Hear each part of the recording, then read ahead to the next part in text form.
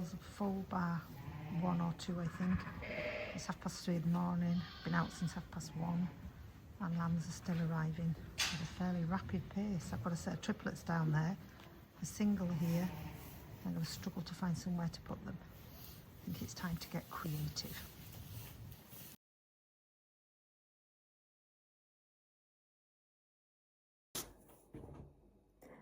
Hello, I'm Maria. I'm a beef and sheep farmer from mid Wales who absolutely loves to knit.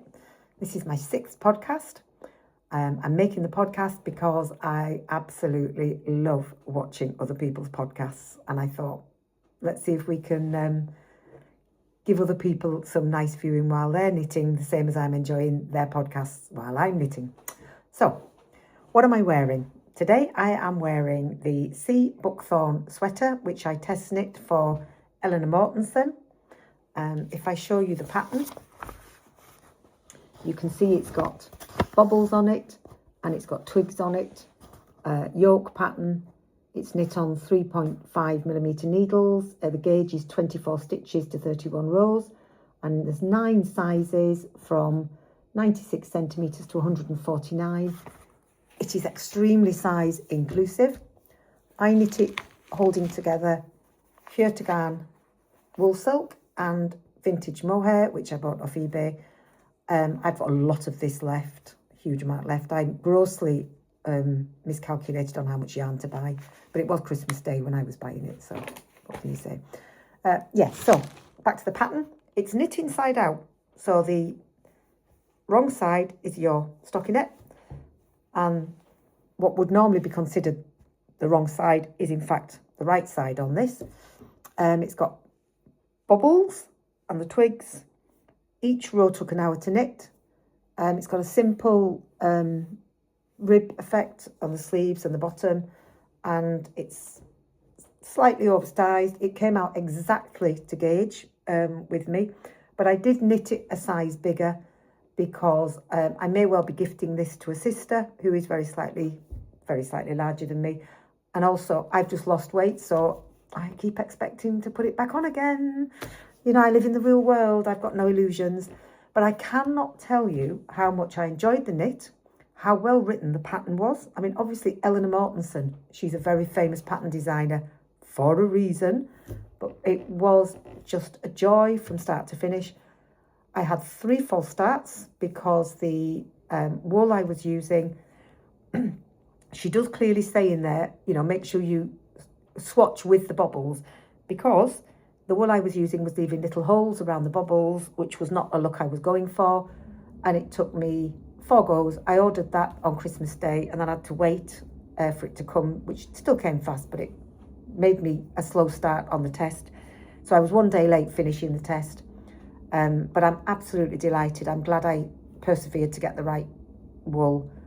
And I would say if I was knitting this again, I would use if I'm in Germany, she used a fabric, a wool designer based in Germany who doesn't export. And if I was in Britain, I would be going on to Ravelry and seeing what the test knitters have used and what of their results I like. But I really would recommend this pattern. It is, in my view, very unusual. So it's a work of art, to be honest, and a real joy, a real pleasure to knit. So I was really, really pleased. Anyway, that was that one. From the sublime to the ridiculous, my next knit is the King Cole zigzag sock, which is the pattern I use as my vanilla sock pattern. I knit it up in the 2nd size. So I think I cast on 52 stitches, and I used Rowan Coral. Feels absolutely beautiful, this wool, absolutely beautiful. I did about, I can't remember, 20 rows of rib, then 60 rows of leg, 2.5mm needles, heel flap and gusset, and then 40 rows of the foot, which then the toe with a Kitchener finish off. Exactly fits a size 6 foot. Totally delighted, really easy knit, just a nice vanilla knit for when I was tired, coming in from the sheep shed, and I didn't want to do anything certainly didn't want to touch this unless I was awake. Coming back to this wool, I bought this in the sale before Christmas as a Christmas present to me, and I've always loved Rowan wool, and it's so expensive. This was a really big disappointment. It had lots of knots in it, and you're knitting along, and then all of a sudden it goes very, very, very, very thin, and then you're knitting along and it goes very, very, very, very thick. And yeah, I was really surprised because Rowan, as a rule, I've been always very delighted with it.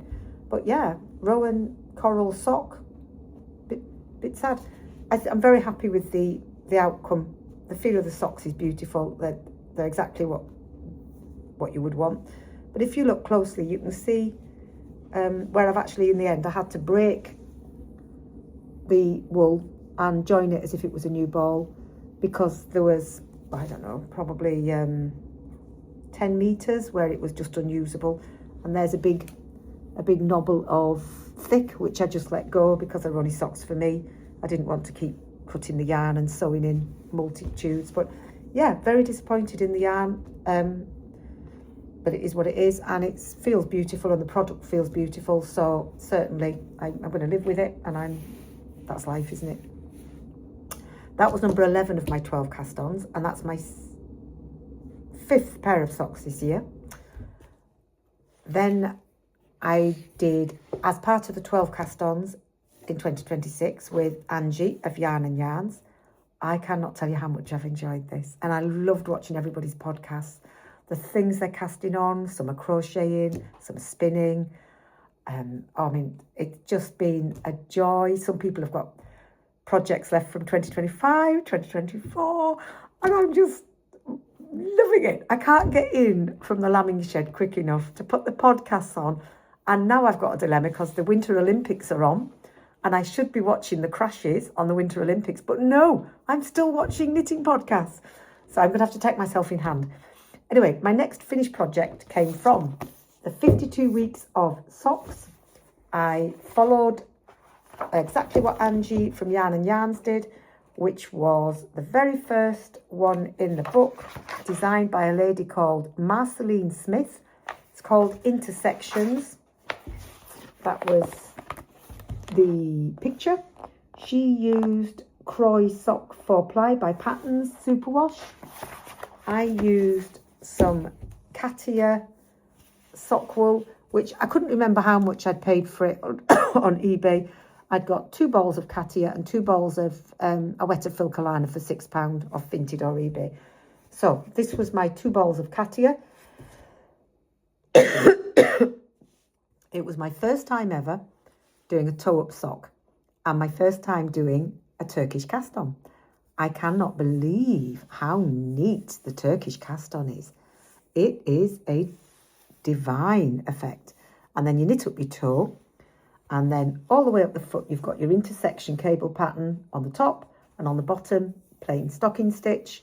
Then you do a very, very simple heel, knitting through the front and the back, and then again, reduction. And I love the effect that's made on the sock. And then you've got your leg, and you're doing the cable pattern front and back, followed by some 2x2 ribbon on the top, with a very loose cast off. I've forgotten the name of the cast off I did. I'm really sorry. I did an especially loose one, but I've forgotten the name. So yeah, the beauty of this is I haven't blocked these yet. I've just put them on blockers so you can see them. I always have an issue with having my socks the same size because you've got to count meticulously. Hey, when you're doing a cable pattern, an 8-stitch cable, it's dead easy. You just finish on row 8. I'm liking this. I am liking this. So these socks, I really enjoyed knitting. I can't wait to knit them again. They were knit on 2.5mm needles. They fit beautifully. They were just a complete joy. I've no idea what the wool will look like or what it will wear like because I've never used Katia before. But I was thrilled to bits. I completely enjoyed the knit, and the product is stunning. The pattern is lovely. So yeah, well done, 52 weeks of socks. I'll use that again. I had 18 grams left. Now, I'm trying to do my 2026 end of month stash calculation. So every project I knit, I really don't want left over. So here we go. I've got a pattern for the perfect newborn baby socks. And I have knit a little pair of farmer boot socks for a very special lady who has been very, very, very, very incredibly unfortunate in her journey to have a family.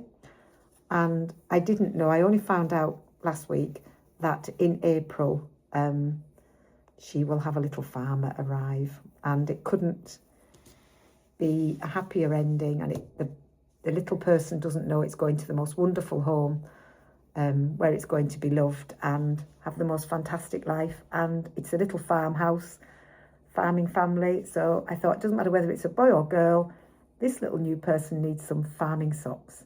And the good thing about these newborn socks is you can pop them into a card with whatever you decide to give in terms of money. And, you know, it just sits nicely in the little card. And yeah, I'm so happy.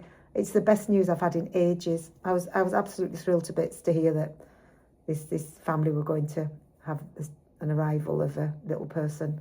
I'm just overjoyed. It's sometimes, you know, you're just ready for some lovely news, and on that particular day, it was fantastic news. So I just hope everything goes well in April. No reason why it won't, but it's always nice, isn't it, when everything's good and I'll send them my socks. So, work in progress. I've got the Bleideag, which I've put a little bit in before because I've been doing strange things to the Bleideag. I sincerely hope that Isolde Teague doesn't mind me doing random things with her pattern. But the Bleideag pattern is, well, I talked about it separately, so I won't talk about it again. So my other work in progress is Elizabeth Smith, the Ramona sweater. Now I've done, well, Ramona pullover. I've done quite a few test knits for Elizabeth Smith, and all her patterns are beautifully written, spectacularly beautifully written, easy to follow, perfect fit. How it looks on the picture is how it looks when she's finished. Fantastically size inclusive. We go from 86 centimetres right up to 168 centimetres. I mean, I've got no words. These modern designers are phenomenally good.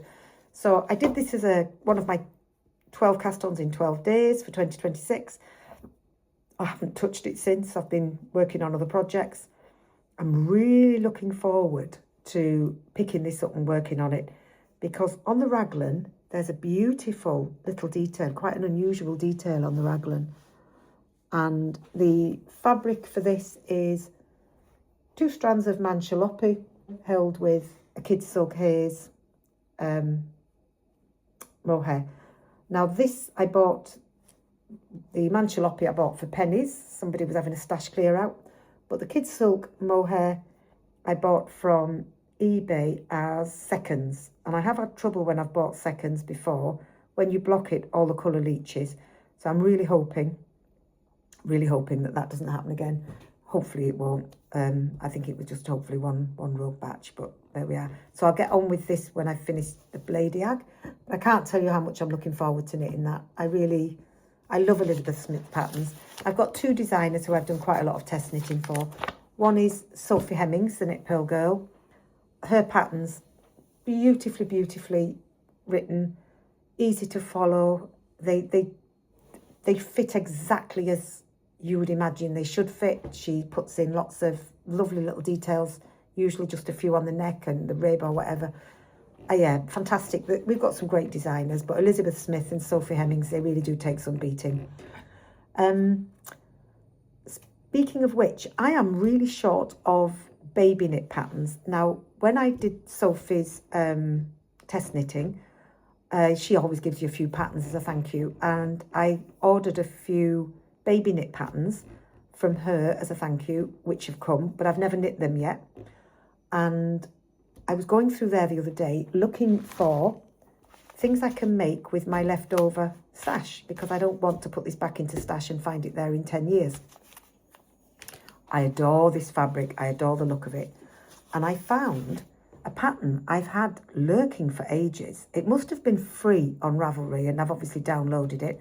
And it's called Tweedy Junior, a versatile top-down pattern by Bleideag. So here we go. She's knit it in hedgehog fibres. Now this just looks to be a really simple raglan top-down crew neck baby sweater. If it is as it appears, that will be absolutely wonderful, because I've got so many babies. So many of my friends are having grandchildren at the moment, and there are so many toddlers in my life, including my own, my 3-year-old isn't that impressed with wearing woolens. He likes a Spider-Man fleece, but there we are. I can't have every child can't be perfect. But anyway, yeah, so I'm hoping I'm going to maybe, after the Ramona, cast on the Tweedy Junior and see what that happens, knits up like, and also give 1 or 2 of these baby sweaters by Sophie Hemmings a go, because if her baby sweaters are as good as her adult garments, they could become firm favourites. So I'll probably not get round to it till March, I would imagine, because I've got another little project.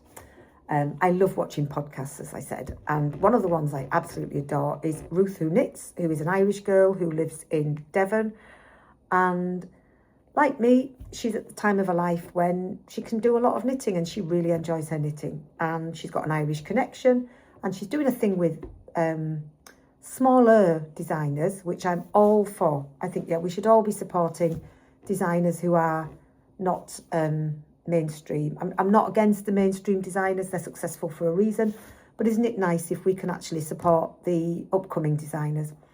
So she negotiated a discount with somebody called Woolen Knots in Ireland. It says Anne Tucker, so I'm assuming, I believe she lives in America actually. Anyway, so she's 15% discount until the end of February. If you watch her podcast, she'll give you the code. So I was sat, as you do, in the morning eating my breakfast, and I thought, well, I think I'll just treat myself. I'd just done a very difficult breech birth for a very large first-time yearling llama, and I was so thrilled. I got the 2 lambs out alive, and I was absolutely thrilled to bits with myself. So as a reward, here we go. I bought the Connaught sock pattern and the Munster sock pattern. Now, initially, my plan had been to use the Rowan wool, which knits up beautifully on 2.5mm, but these patterns, you knit them on 3.5mm needles. So that is very exciting.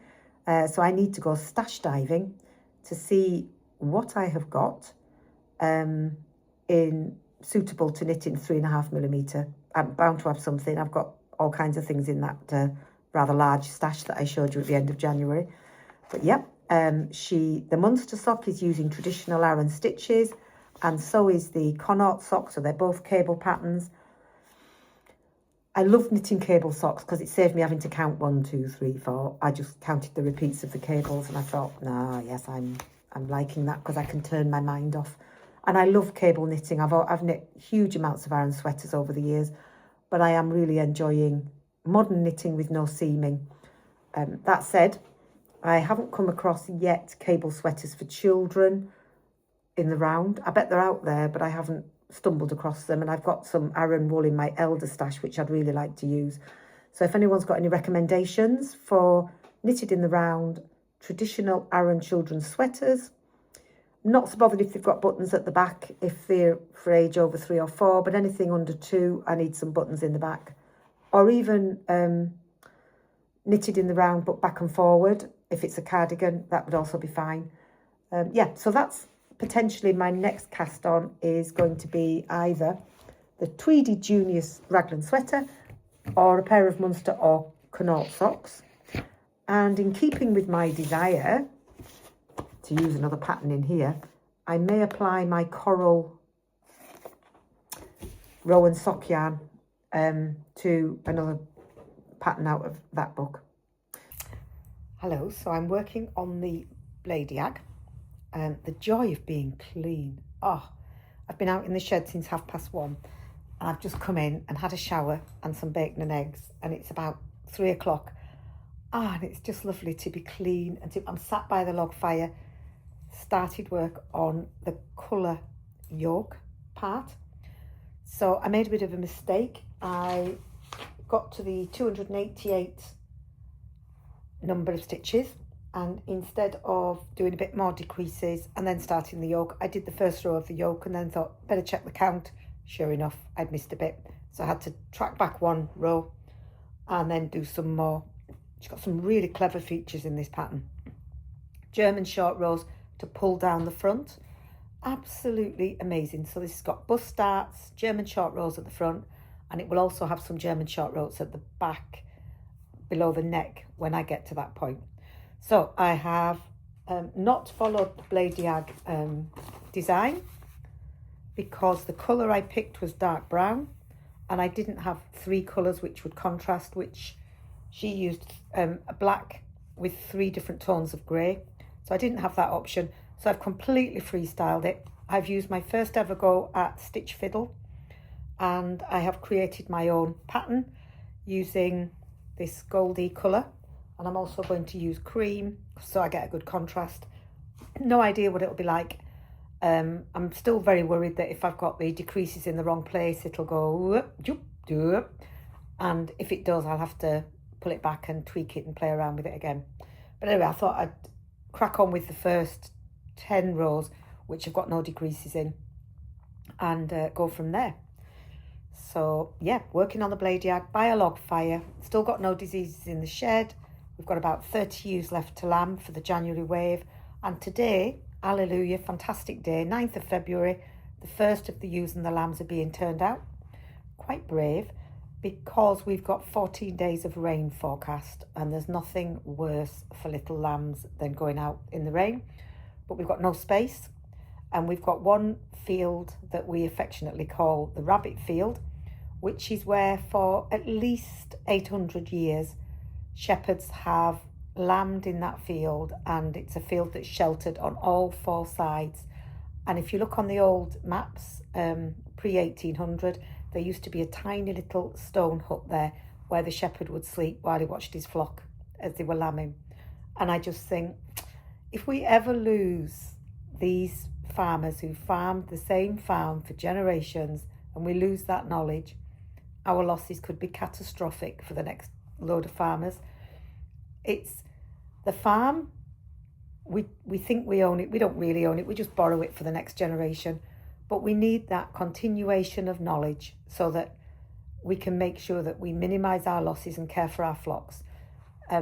We once, very, very late in the season, on one of the top fields on the farm, which didn't have a hedge around it, turned out some ewes and lambs on a cold night, and it was getting beginning of May, and we lost lambs that night because the wind shot up the valley from the Swansea end and literally froze the lambs to the ground, and it was a devastating loss at the time, probably 15 years ago now.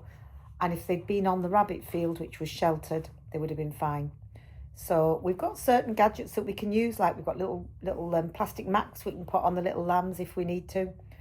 We do that with various breeds if they're not particularly woolly. But at the moment, I think it's just great to see them going out, and they're going out to a nice sheltered field. And if I get a chance, I'll try and get some footage of them, because the lambs play. Oh, you've never seen anything like it. We call it playing schools, is our nickname for it. But all the lambs stampede up and down the field playing, and then at tea time, their mothers call them back for milk and bed, and they have to go back to their mothers for milk and bed. It's the most fun thing to see. It's one of my favourite things of the year. So if I do get a chance, I'll get you some shots of that. Anyway, I shall get back to the Bleideag. I'm only on the 2nd row of the yoke, and I've no idea what this is going to look like. There's probably an app somewhere where you can do, I'm doing an 8-row repeat, where you can actually expand it to show what it looks like, because obviously some of my pattern issues are going to be on row 8-1-2 or 7-8-1-2, and I just have no idea what it's going to look like till I knit it up. I've decided that pattern designers are spatially brilliant, because I really struggle with it. Okay, back to my knitting. Bye-bye. So people ask me, why do you number the lambs and the ewes? Well, this is one of the reasons why. We have an escaper. Now it got itself out. Is it going to get itself back in? Maybe not. I'll probably have to chase it round and catch it. Cheeky though. Cheeky, cheeky baby. Look at that. Cute. In the fields is why we normally do it. If we see a ew's got mastitis or poorly, we know which lambs to collect up and take in and supplementary feed. Or if we find a dead ewe or anything like that, it means we know who's vulnerable. But this always makes me laugh. We've got these turnout pens because the weather outside is horrendous. It's just pouring with rain every day. It's really miserable. And so we're keeping them in so the lambs have a really nice start. Fortunately, we've got the space at the moment. But it does make me laugh when one escapes. I'm going to catch it now. That sounds like a concerned mother up there. That took a lot longer than it should. I really struggled to find her. She wasn't overly bothered by the loss of her baby. She had another twin and seemed quite happy with that one. But anyway, all's well that ends well. There's number 39, the twin. Quite unusual that, one white lamb and one black lamb. I pulled them so I know that they're both hers. And she's a good mum. Got lots of milk. And a naughty lamb.